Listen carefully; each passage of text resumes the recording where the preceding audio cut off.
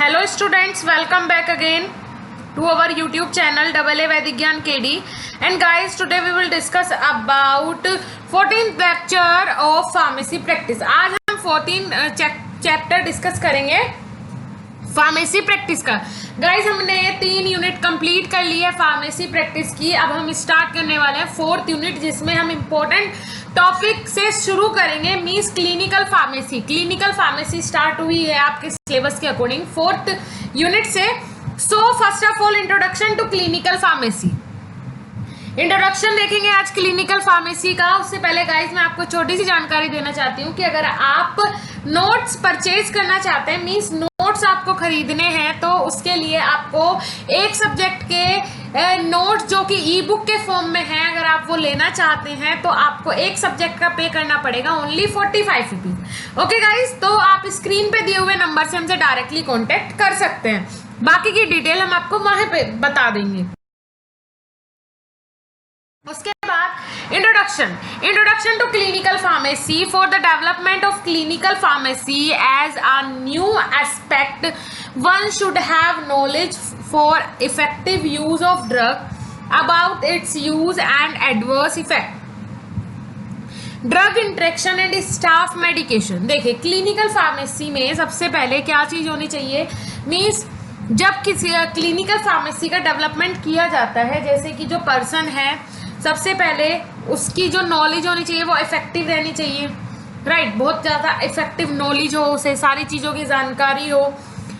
ठीक है, जैसे कि नॉलेज किस किस चीज़ की जानकारी होनी चाहिए. जो क्लिनिकल फार्मेसी में जो पर्सन अपॉइंट किया जाएगा उसके लिए इफेक्टिव यूज ऑफ ड्रग का इफेक्टिव यूज उसे पता होना चाहिए. जैसे कोई भी पेशेंट आने के बाद उसने अपनी प्रॉब्लम बताई कि मुझे यहाँ पे स्किन पे, अगर जैसे कोई भी नॉर्मल पर्सन है उसे स्किन प्रॉब्लम हो गई, तो वो आएगा बोलेगा कि मुझे ऐसी स्किन की प्रॉब्लम हो गई. तो आप मीन्स ऐसा होना चाहिए जो क्लिनिकल फार्मेसी का जो सेटअप होता है उसमें जो पर्सन होगा वो ऐसा होना चाहिए कि वो देखते ही समझ जाए कि हाँ ये ऐसी प्रॉब्लम है और इसे कौन सी मेडिसिन से ट्रीट किया जाएगा. अबाउट इट्स यूज, जो ड्रग वो प्रिस्क्राइब कर रहा है उसके पूरे यूज उसे पता होने चाहिए. एंड इट्स एडवर्स इफेक्ट, और दूसरी चीज जो ड्रग वो प्रिस्क्राइब कर रहा है पेशेंट को उसके एडवर्स इफेक्ट पता होने चाहिए. Drug interaction and safe medication. दूसरी चीज ड्रग का इंट्रैक्शन क्या है, बॉडी के अंदर जाने के बाद ये कैसे इंट्रैक्ट करेगी, कैसे काम करेगी और कितना इसका इफेक्ट होगा, और ये सेफ मेडिकेशन है या नहीं, ये सारी चीज़ों की जानकारी एक किसे होनी चाहिए, क्लिनिकल फार्मेसी मैनेजमेंट को होनी चाहिए. उसके बाद second point, clinical pharmacy is a branch of pharmaceutical science. Clinical pharmacy भी एक फार्मास्यूटिकल साइंस की ब्रांच है which deal with various aspect of patient care. जो कि मीन्स क्या करते हैं, बहुत सारे जो पेशेंट केयर होते हैं उसके एस्पेक्ट्स को क्या करते हैं, डील करते हैं. जैसे कि पेशेंट की जो भी प्रॉब्लम्स है, पेशेंट की जो भी कंडीशन है, उन सारी कंडीशन से डील करने का काम होता है क्लिनिकल फार्मेसी के बंदे का. Not only with dispensing of drug. सिर्फ एक क्लिनिकल फार्मेसी का जो बंदा होता है उसका सिर्फ यही काम नहीं होता कि वो सिर्फ ड्रग डिस्पेंस करे, और भी बहुत सारी ड्यूटीज होती हैं. But advising the patient on rational selection and safe use of drug. तो जैसे कोई पेशेंट आता है किसी भी क्लिनिकल फार्मेसी के बंदे के पास, तो उसे पेशेंट को पूरे अच्छी तरीके से समझाना भी उसकी रिस्पॉन्सिबिलिटी होती है कि आप इस टाइम पे ये ड्रग लेंगे, कितने टाइम लेंगे, किस तरीके से आपको लेना है, सेफ्टी क्या क्या प्रिकॉशंस आपको अप्लाई करना है, ये सारी चीज़ें अगर बता दे तो ये सारी चीज़ें उसकी रिस्पॉन्सिबिलिटी होती हैं. उसके बाद स्कोप ऑफ क्लिनिकल फार्मेसी. अब क्लिनिकल फार्मेसी का स्कोप क्या है. First one is evaluation and selection of drug. आप ड्रग को इवेल्युएट कर सकते हैं.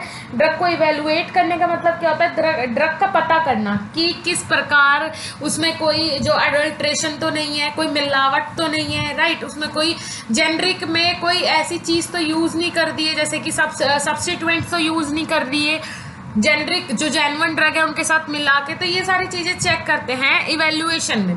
उसके बाद सिलेक्शन ऑफ ड्रग. आप ड्रग को सेलेक्ट कर सकते हैं कि कौन सी ड्रग किसके लिए, कौन से पेशेंट को प्रिस्क्राइब करने से उसकी कंडीशन ज़्यादा बेटर हो जाएगी. जैसे कि therapeutic equivalency of different doses form in evaluated by by using biopharmaceutics it can give unique service in the selection of drug. Right देखिए, इवेल्युएटेड मीन सिलेक्शन, आप ड्रग का सिलेक्शन कर रहे हो तो वो किसके बेस पे करोगे? एक चीज हो गई ड्रग का सिलेक्शन करना, दूसरी चीज वो ड्रग का सिलेक्शन आप करोगे तो पहले उस ड्रग को इवेल्युएट करोगे, उसकी जानकारी पता करोगे कि वो कितने % सही है, उसके अंदर कौन सा एक्टिव इंग्रेडिएंट है, कोई उसमें अडल्ट्रेशन तो नहीं है, कोई मिलावट तो नहीं आ रही है, राइट? ये सारी चीजें चेक करोगे, फिर उसके बाद आप डिसाइड करोगे कि वो ड्रग आपको सेलेक्ट करनी है या नहीं करनी है, राइट? तो दोनों चीजें एक दूसरे से कोरिलेट करती है। उसके बाद drug information, second point is drug information, drug की जानकारी देना। The field realize the importance of keeping information, use the informational technique to make any data available in an efficient manner. The drug information center act as a data bank. Right देखिए, जो drug information centre होते हैं जहाँ पे ये सारी चीज़ें, जितनी भी टेक्निक यूज़ होती हैं ड्रग को बनाने के लिए नई नई, उन सारी चीज़ों का डाटा होगा। उसके बाद कौन सी ड्रग का कितना साइड इफेक्ट आ रहा है, और क्या पता कोई ऐसी ड्रग है जो किसी कंपनी ने लॉन्च की है और उसमें क्या इंडस्ट्री ने लॉन्च की है और उसका इफेक्ट जितना पहले आ रहा था वो अब उससे भी ज़्यादा इफेक्ट दे रही है अगर उसने कोई मॉडिफिकेशन किया। तो ये सारी चीज़ें ड्रग की जानकारी रखना और अपने कहाँ पे पहुँचाना, मीन्स पूरी इंफॉर्मेशन जहाँ भी जो टेक्निक्स यूज़ हो रही हैं या फिर जहाँ भी ड्रग इंफॉर्मेशन सेंटर है वहाँ तक लेके जाना। उसके बाद ड्रग यूटिलाइजेशन, थर्ड पॉइंट हो सकता है ड्रग को यूटिलाइज करना। Clinical pharmacy help in the study of the drug abuse, drug misuse, medication error etcetera, so as to overcome such abrupt rational and safe use of medicine. देखिए, अब मैं आपको बता दूं, जो ड्रग यूटिलाइजेशन मीन्स ड्रग को utilize कैसे करें, ड्रग का जो सही इस्तेमाल है वो कैसे किया जाता है, ये सारी चीज़ों का पता करना भी क्लिनिकल फार्मेसी के अंदर बहुत अच्छा स्कोप हो सकता है। जैसे कि ड्रग एब्यूज, राइट उसके बाद ड्रग मिसयूज, ड्रग का कोई मिसयूज तो नहीं हो रहा है, ड्रग एब्यूज तो नहीं है, मेडिकेशन में कोई एरर तो नहीं आ रहा, कोई प्रॉब्लम तो नहीं हो रही, फार्माकोकाइनेटिक या फिर फार्माकोडायनेमिक प्रोसेस जो है वो डिसेबल तो नहीं हो रही, ये सारी चीज़ें आ जाती हैं ड्रग यूटिलाइजेशन में। Next one is education and training programmes. अब education and training programme means आप एजुकेशन फील्ड में अकेडमिक में जा सकते हैं या फिर ट्रेनिंग प्रोग्राम्स होल्ड करवा सकते हैं। A role has been played in educating medical and paramedical staff on rational drug therapy. Right, आप एक अच्छा एजुकेटिंग मेडिकल स्टाफ की तरह काम कर सकते हैं या फिर पैरामेडिकल स्टाफ की तरह काम कर सकते हैं, ठीक है। उसके बाद पेशेंट केयर, एक पेशेंट केयर भी बहुत अच्छा स्कोप होता है पेशेंट केयर में भी क्लिनिकल फार्मेसी के पर्सन के लिए। जैसे कि it is prime duty of clinical pharmacy area to monitor the drug therapy. Drug therapy को पूरी तरीके से मॉनिटर करने का काम किस एरिया का होता है किसी भी हॉस्पिटल में, ये क्लिनिकल फार्मेसी के जितना भी डिपार्टमेंट होता है उसका काम होता है, राइट। उसके बाद ऑब्जेक्टिव्स ऑफ क्लिनिकल फार्मेसी। अब क्लिनिकल फार्मेसी के ऑब्जेक्टिव्स क्या क्या हो सकते हैं, प्रावधान क्या क्या हो सकते हैं क्लिनिकल फार्मेसी के। The senior of clinical pharmacy practice have been significantly change with respect of the emergence and explosive increase in the availability of thousands of drugs and the tremendous load on the physician compel him to depend upon the pharmacist for imparting drug and therapy related information executively to the impatient। देखिए क्या होता है, बहुत सारी चीज़ें होती हैं objectives, मतलब जो एक क्लिनिकल फार्मेसी का बंदा होता है उसके प्रावधान, उसकी जिम्मेदारियाँ क्या क्या होती हैं। तो उसमें जैसे कि जो आपका क्या होता है, जो बोल सकते हैं जैसे कि फिजिशियन होता है उसके ऊपर ज़्यादा लोड होता है, ठीक है। तो अब उस लोड को कम करने के लिए कौन आ जाता है, क्लिनिकल फार्मेसी का बंदा आ जाता है जो थोड़ी बहुत चीज़ें मैनेज कर लेता है, पेशेंट को देखता है, पेशेंट को मॉनिटर करता है, ठीक है, इम्पेशेंट कंडीशन हैंडल करता है। तो ये सारी चीज़ें किसके अंदर आ जाती है, क्लिनिकल फार्मेसी के। ठीक है।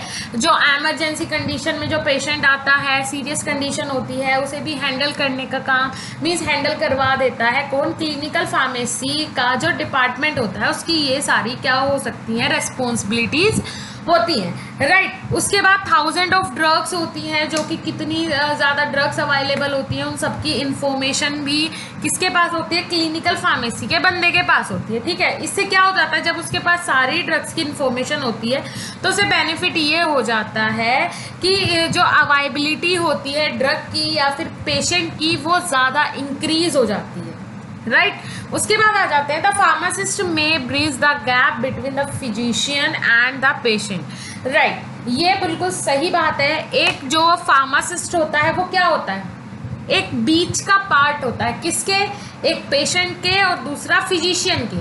फिजिशियन और पेशेंट के बीच का जो पार्ट होता है, जो एक दूसरे को उन्हें लिंक करता है एक दूसरे से, कौन है वो, फार्मासिस्ट होता है, right. By virtue of the objective of clinical pharmacy and those are as follows. अब बहुत सारे ऑब्जेक्टिव्स हो सकते हैं एज पर आ पेशेंट और जो फिजिशियन होता है उनके बीच में कौन काम करता है, एक फार्मासिस्ट काम करता है। ऑब्जेक्टिव्स हो सकते हैं जैसे कि first one is it provide the platform of the fellow student to interact with the physician, right. देखिए, एक फार्मासिस्ट जो क्लिनिकल फार्मेसी का बंदा होता है वो क्या करता है, मीन्स क्या, एक उसे क्या करना पड़ता है, जो स्टूडेंट्स होते हैं उन्हें बताना पड़ता है कि आपको एक प्लेटफॉर्म बनाना पड़ेगा, एक रास्ता बनाना पड़ेगा जिसके थ्रू आप कहाँ एक फिजिशियन से कंसल्ट कर सको।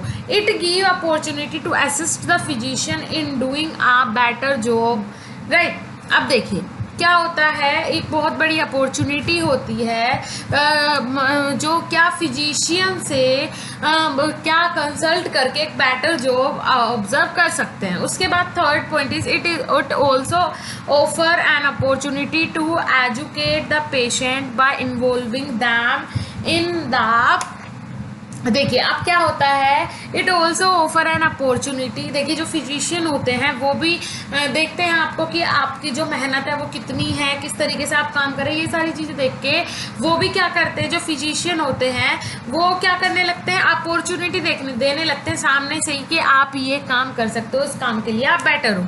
It create opportunities of clinical oriented research and development such to obtain better understanding to prescribe medicine. Yes, जितनी भी अपॉर्चुनिटीज़ मिलती हैं डेवलपमेंट के लिए या फिर रिसर्च के लिए किसी भी लेबोरेटरी में, तो वो किसे मिलती है, एक क्लिनिकल फार्मेसी के बंदे को ही मिलती है, क्योंकि उसे एक अच्छी नॉलेज होती है किसी भी ड्रग का जो फार्माकोलॉजिकल एक्शन होता है या फिर उसका जो एडवर्स इफेक्ट है या फिर उसके अंदर जो एक्टिव कॉन्स्टिट्यूएंट है, उन सब की नॉलेज होती है एक फार्मासिस्ट को, जो क्लिनिकल फार्मेसी का बंदा होता है उसे अच्छी खासी नॉलेज होती है। तो इसीलिए अपॉइंट किया जाता है, बहुत बड़ी बड़ी अपॉर्चुनिटीज़ भी आती हैं और अपॉइंट किया जाता है कहाँ पे, रिसर्च और डेवलपमेंट सेंटर्स में।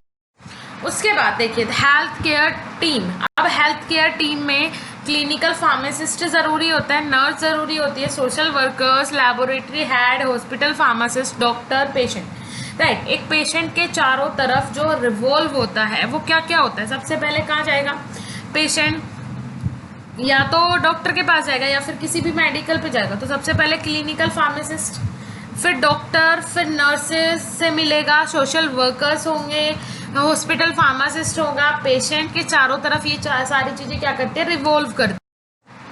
उसके बाद मेडिकेशन हिस्ट्री। अब मेडिकेशन हिस्ट्री देख लेते हैं कि रिकॉर्ड में जो हिस्ट्री होनी चाहिए किसी भी पेशेंट की, उसमें क्या क्या मेंशन होता है। Medication history means patient record, right. जो मेडिकेशन हिस्ट्री का मतलब होता है पेशेंट रिकॉर्ड, पेशेंट का पूरा biodata. Each and every patient record is maintained in a big hospital. देखिए जितने भी बड़े बड़े हॉस्पिटल्स होते हैं उनमें हर एक पेशेंट का जो रिकॉर्ड है वो मेंटेन होता है, मेंशन होता है, राइट। आपको आज कोई डिसीज़ हुई, अगर आप 20 साल बाद भी उस हॉस्पिटल में जाएंगे और अपना वो उस डिसीज़ का रिकॉर्ड मांगेंगे तो हॉस्पिटल के पास वो अवेलेबल ज़रूर होगा अगर अच्छा हॉस्पिटल है। This exercise has become more easier due to availability of computers. और ये सारी चीज़ें आज के टाइम में तो बहुत ज़्यादा आसान हो गई है, किसके थ्रू, कंप्यूटर के थ्रू। कंप्यूटर से जल्दी डाटा सेव हो जाता है, लॉन्ग टर्म के लिए रहता है। The community has The community should be advised to keep medication history right from the beginning of the birth of child. A history consists of following medication of the patient. अब देखिए history का मतलब होता है कि शुरू से पता चले पेशेंट का बारे में, लेकिन ऐसा नहीं होता है। पेशेंट कब अपना बचपन से थोड़े ही आपको सब कुछ बताएगा, तो उसमें जो इम्पोर्टेंट थिंग्स होती हैं, सबसे पहले पेशेंट का नेम, उसका gender, date of birth, blood group, immunization schedule, booster dose date, right, कि अभी का आपका डोज क्या है, या फिर जिस हिसाब से भी डॉक्टर उसे बोलेंगे वो उसे अपना जो ब्लड सैंपल है उसका रिकॉर्ड देना पड़ेगा।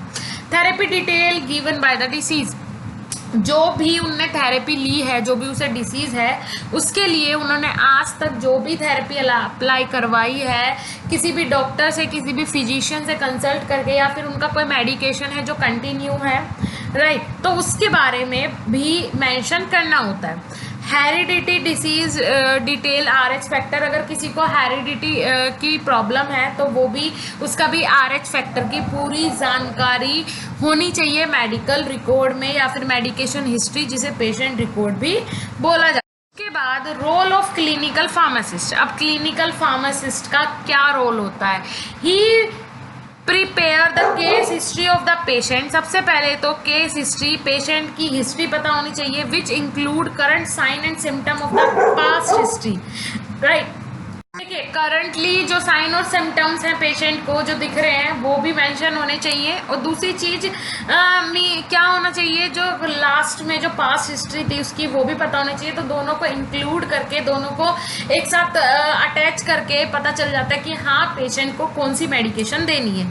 ही assist the physician and the patient in getting diagnostic test. देखिए दूसरी चीज की, अगर वो फिजिशियन के पास गया था और उससे क्या उससे पूछा जाएगा कि क्या आप फिजिशियन के पास गए थे, और अगर गए थे तो उन्होंने क्या आपका कोई डायग्नोस्टिक टेस्ट करवाया था। He deliver option on selecting drug and doses form to the physician. और क्या क्लिनिकल फार्मासिस्ट की जो रिस्पॉन्सिबिलिटी होती है वो पेशेंट को समझाना होता है कि आपको मैं सजेस्ट करूंगा आप किसी अच्छे फिजिशियन के पास जाइए और वहाँ पे जाके उनसे ड्रग और डोजेस फॉर्म जो भी हैं वो प्रिस्क्राइब करवा के लेके आइए। Therapy to be allowed, therapy allow होती है। 5th point is patient counselling and advice during his ward visit. देखिए पेशेंट काउंसलिंग भी अलाउ होती है क्लिनिकल फार्मेसी के बंदे को जब वो कभी भी वार्ड को विजिट करने जाए। Patient drug monitoring, drug his stay in the hospital. देखिए पेशेंट को जो ड्रग मॉनिटर कर रहे हैं उसे समझाया जा रहा है सारी चीजें, वो हॉस्पिटल के अंदर हो सकती है। उसके बाद diagrammatic summary of role of clinical pharmacy. अब देखिए एक क्लिनिकल फार्मासिस्ट का काम क्या होता है वो एक डायग्राम के थ्रू समझते हैं। क्लिनिकल फार्मासिस्ट मेडिकेशन हिस्ट्री, सबसे पहले उसकी मेडिकेशन हिस्ट्री का पता होना ज़रूरी है कि जिस भी बीमारी के लिए, जैसे एग्जांपल ले लीजिए थायराइड के लिए वो पेशेंट आया तो उससे पहले ये पूछना ज़रूरी होता है कि क्या आपको ये थायराइड की जो मीन्स मेडिकेशन है आपने पहले भी कहीं से ली है, किसी और फिजिशियन से आपने ड्रग तो प्रिस्क्राइब नहीं करवाई थी, या फिर दूसरी चीज़ें कि आपके परिवार में तो ये बीमारी किसी को नहीं है। ये सारी चीज़ें जो नॉर्मल चीज़ें होती हैं वो आती है मेडिकेशन हिस्ट्री में, राइट। इसको क्योर करने के लिए आपने ऐसा तो नहीं घर में कोई नुस्खा आजमा लिया हो, तो सारी चीजें बतानी पड़ती हैं। Second point is drug information service. Drug information service, जो ड्रग वो अगर वो यूज भी कर रहा था पेशेंट तो उसकी पूरी जानकारी होनी चाहिए, किस प्रकार की ड्रग ये ले रहा था और उससे अगर ये ठीक नहीं हुए हैं तो अब आपको उसमें क्या चेंजेस करके देना। थेरोपेटिक ड्रग मॉनिटरिंग, दूसरी चीज़ है ड्रग मॉनिटरिंग बहुत ज़रूरी होता है। मीन्स ड्रग को मॉनिटर करना कि किस प्रकार ड्रग उसकी बॉडी में जाके कैसे वर्क करेगी, ऐसा उसके साथ क्या किसका कॉम्बिनेशन दे, या फिर किस तरीके से डिसीज़ को हैंडल करे। पेशेंट कॉम्प्लियंस, पेशेंट कॉम्प्लियंस का खास ध्यान रखना होता है कि पेशेंट कॉम्प्लियंस का कैसे ध्यान रखना होता है। मीन्स पेशेंट को किस तरीके से अपनी तरफ अट्रैक्ट करे, उन्हें सारी चीज़ें समझाई जाए, ये आ जाता है पेशेंट कॉम्प्लियंस में। Next one is patient counselling. अब दूसरी चीज़ जो पेशेंट काउंसलिंग होती है, हमने सेकेंड यूनिट में पढ़ लिया है टॉपिक पेशेंट काउंसलिंग भी और पेशेंट कॉम्प्लियंस भी। तो दोनों टॉपिक की अगर आपको वीडियो चाहिए नीचे डिस्क्रिप्शन बॉक्स में मैं जितने भी लेक्चर्स अभी तक अपलोड हुए हैं फार्मेसी प्रैक्टिस के वो सब डिस्क्रिप्शन बॉक्स में मैं मेंशन करूँगी, वहाँ से जाके आप डायरेक्टली देख सकते हैं, राइट। पेशेंट काउंसलिंग भी मोस्ट इंपॉर्टेंट होता है। पेशेंट काउंसलिंग अगर नहीं होगी, पेशेंट की पूरी जानकारी नहीं होगी हॉस्पिटल में आने के बाद, तो उसके जो मेडिकेशन होता है उसमें प्रॉब्लम्स आती है और बाद में इन फ्यूचर भी प्रॉब्लम आ सकती है एक हॉस्पिटल के लिए। देन आ जाता है प्रिस्क्रिप्शन मॉनिटरिंग। अब प्रिस्क्रिप्शन को आपको मॉनिटर करना आना चाहिए। क्लिनिकल फार्मासिस्ट हो आप, तो आपको एक प्रिस्क्रिप्शन जो फिजिशियन ने दी है किसी भी पेशेंट को, फिजिशियन ने दी है, तो उस प्रिस्क्रिप्शन को आपको मॉनिटर करना आना चाहिए कि हाँ उसमें फिजिशियन ने जो मेंशन किया है वो क्या मेंशन किया है और किस तरीके से आपको पेशेंट को समझाना है, राइट गाइस। तो thank you so much guys. आपको हमारा वीडियो लेक्चर कैसा लगा, आपके लिए कितना यूजफुल रहा। फार्मेसी प्रैक्टिस मोस्ट इम्पॉर्टेंट चीज़ ये हुई कि पूरा ही ख़त्म होने वाला है। 4th यूनिट हमने स्टार्ट कर दी, 3 से 4 लेक्चर में 4th यूनिट भी फिनिश हो जाएगी, ठीक है। ज़्यादा शायद 4 से 5 लेक्चर जाएंगे, 4th यूनिट ख़त्म हो जाएगी। देन लास्ट यूनिट बचेगी 5th यूनिट। तैयारी स्टार्ट कर दीजिए, हमारी यूनिवर्सिटी पेपर करवा रही है। मीन्स बैक वाले जो स्टूडेंट्स थे उनके एग्ज़ाम होने शुरू हो गए, तो नेक्स्ट सेम के तो सबको ही एग्ज़ाम देने पड़ेंगे, मीन्स 7 सेम के, तो आप लोग स्टडी स्टार्ट कर दो। दूसरी चीज़ लास्ट में भी मैं आपको फिर से जानकारी देना चाहूँगी कि अगर आप ई बुक लेना चाहते हैं, जो कि मीन्स नोट्स लेना चाहते हैं जो कि ई बुक के फॉर्म में है, इजी लैंग्वेज दिया हुआ है, पूरा मैटर वहाँ पे कवर है। यहाँ पे हम थोड़ा मैटर छोड़ भी देते हैं, स्किप कर देते हैं जो मोस्ट इम्पोर्टेंट नहीं है, बट वहाँ पे पूरा मैटर कवर है। आपके पास सारी चीज़ें अवेलेबल होंगी तो आप वहाँ से ले सकते हैं। Okay, thank you so much. मिलेंगे नेक्स्ट वीडियो लेक्चर में, तब तक के लिए धन्यवाद, नमस्कार।